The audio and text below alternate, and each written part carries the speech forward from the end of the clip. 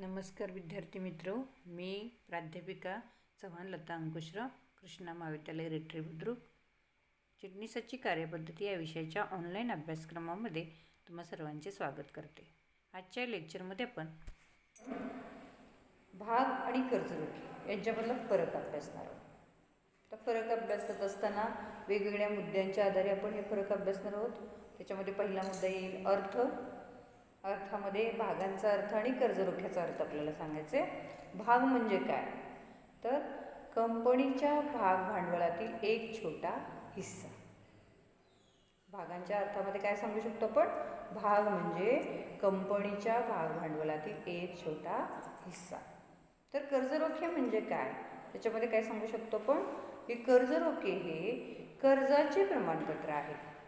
याला कर्जाऊ प्रतिभूती असं म्हटलं जातं. ही कंपनीने घेतलेल्या कर्जाचा मुद्रांकित दस्तऐवज म्हणजे कर्जरोखा. त्यानंतरचा पुढचा मुद्दा आहे धारकाचे स्थान. भागधारक हा कंपनीचा मालक असतो. त्यानं पुरवलेलं भांडवल हे मालकी भांडवल असते. तर कर्जरोख्याच्या बाबतीमध्ये काय सांगता येईल की कर्जरोखे धारक हा कंपनीचा धनको असतो. त्यांनी पुरवलेलं भांडवल हे कर्जऊ भांडवल असतं.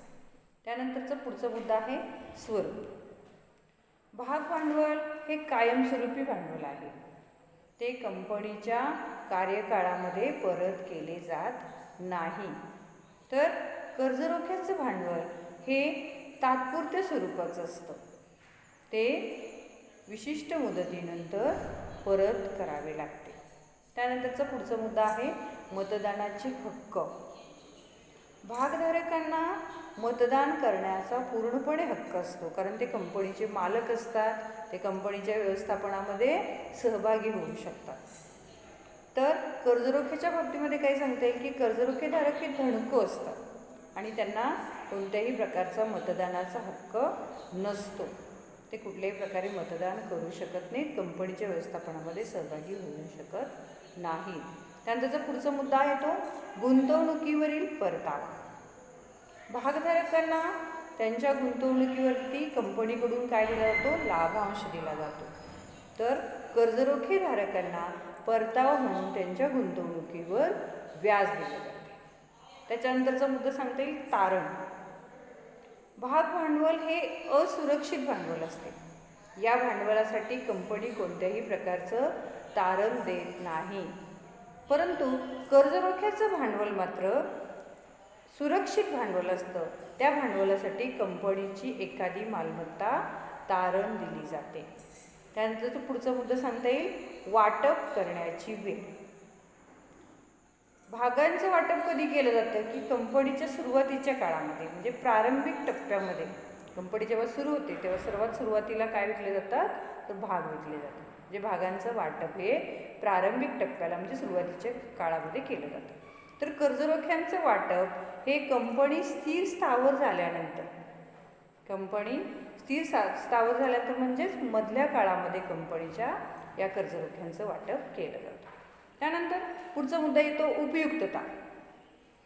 दीर्घकालीन भांडवलासाठी भाग हा उत्तम पर्याय आहे.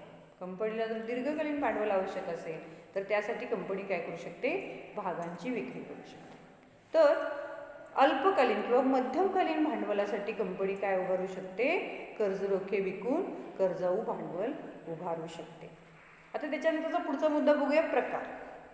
प्रकारामध्ये भागांचे मुख्य दोन प्रकार आपण सांगू शकतो, समहक्क भाग, अग्रहक्क भाग. तर कर्जरोख्यांच्या प्रकारामध्ये आपण काय सांगू शकतो, कर्जरोख्यांचे वेगवेगळे प्रकार कोणते, नोंदविलेले कर्जरोखे, वाहक कर्जरोखे, तारण असलेले कर्जरोखे, तारण नसलेले कर्जरोखे, परतफेडीचे कर्जरोखे, न परतफेडीचे कर्जरोखे, परिवर्तनीय कर्जरोखे आणि अपरिवर्तनीय कर्जरोखे. अशा पद्धतीने ह्या वेगवेगळ्या मुद्द्यांच्या आधारे आपल्याला काय करता येईल, भाग आणि कर्जरोखे यांच्यामधला फरक स्पष्ट करता येतो. नंतर आपण समहक्क भाग व अग्रहक्क भाग यांच्यामधील फरक अभ्यासू. पुढील मुद्द्यांच्या आधारे आपण हा फरक स्पष्ट करणार आहोत. त्याच्यामध्ये पहिला मुद्दा आहे अर्थ. समहक्क भाग म्हणजे असे भाग जे अग्रहक्क भाग नसतात. तर अग्रहक्काच्या बाबतीत काय सांगता येईल, अग्रहक्क भागांना काही अग्रक्रम हक्क दिलेले असतात. त्याच्यामध्ये लाभांश मिळवण्यामध्ये आणि कंपनी विसर्जनावेळी भांडवल परतफेडीमध्ये त्यांचा अग्रक्रमाने विचार केला जातो. त्याच्यानंतरचा मुद्दा आहे लाभांशाचा दर. समहक्क भागधारकांना मिळणाऱ्या लाभांशाचा दर हा अनिश्चित असतो. तो कंपनीच्या नफ्यावरती अवलंबून असतो. तर अग्रहक्क भागधारकांना दिल्या जाणाऱ्या लाभांशाचा दर निश्चित असतो. तो विक्रीच्या वेळीच ठरलेला असतो. यानंतरचा मुद्दा आहे मतदानाचा हक्क. समहक्क भागधारकांना सामान्यतः मतदानाचा हक्क असतो. कंपनीच्या व्यवस्थापनामध्ये ते सहभागी होऊ शकतात. तर अग्रहक्क भागधारकांना मर्यादित स्वरूपाचा मतदानाचा हक्क असतो. त्यांचे हितसंबंध ज्याच्यामध्ये गुंतलेले असतात अशाच मुद्द्यांवर ते मतदान करू शकतात. यानंतरचा मुद्दा आहे भांडवलाचे स्वरूप. समहक्क भागभांडवलाला जोखमीचे भांडवल असे म्हटले जाते. तर अग्रहक्क भागभांडवल हे सुरक्षित भांडवल आहे. त्यांना स्थिर दराने व्याज दिले जाते. त्यानंतरचा मुद्दा आहे गुंतवणूकदाराचे स्वरूप. जे गुंतवणूकदार जोखीम पेलण्यास तयार असतात ते समहक्क भाग खरेदी करतात किंवा समहक्क भागांमध्ये आपली गुंतवणूक करतात. तर जे गुंतवणूकदार सजग किंवा सावध असतात ते सुरक्षित गुंतवणूक हवी असल्याने अग्रहक्क भागांमध्ये गुंतवणूक करतात. नंतरचा मुद्दा आहे दर्शनी मूल्य. समहक्क भागांचे दर्शनी मूल्य हे अग्रहक्क भागांच्या तुलनेत कमी असते. ₹1 किंवा ₹10 इतके ते असते. तर अग्रहक्क भागांचे दर्शनी मूल्य हे समहक्क भागांच्या तुलनेत जास्त असते. उदाहरणार्थ ₹100. चा मुद्दा आहे हक्क भाग व बोनस भाग. समहक्क भागधारकांना हक्क भाग व बोनस भाग मिळण्याचा अधिकार असतो.